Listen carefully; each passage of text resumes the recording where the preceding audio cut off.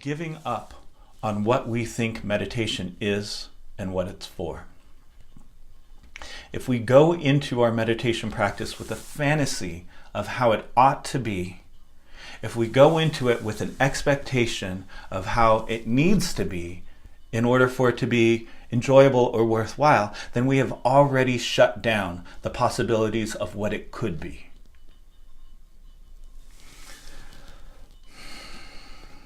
We need to admit that there's more on the table here than we can even fathom. We need to admit that we don't actually know what meditation is. And we can't know what meditation is because we don't know what our consciousness is. We don't know what our minds are.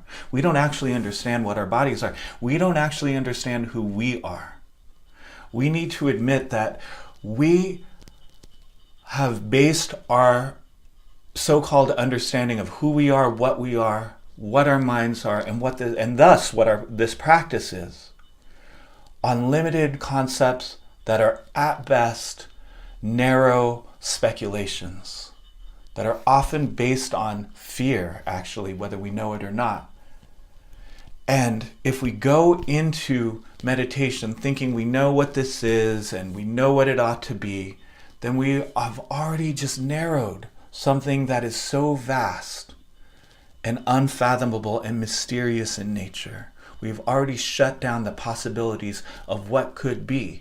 And that is true not only of meditation, but of ourselves. That when we conceive of ourselves in a particular way, when we think we know who we are, and when we think to ourselves that we know who we need to become, we have shut down the possibilities in so many ways.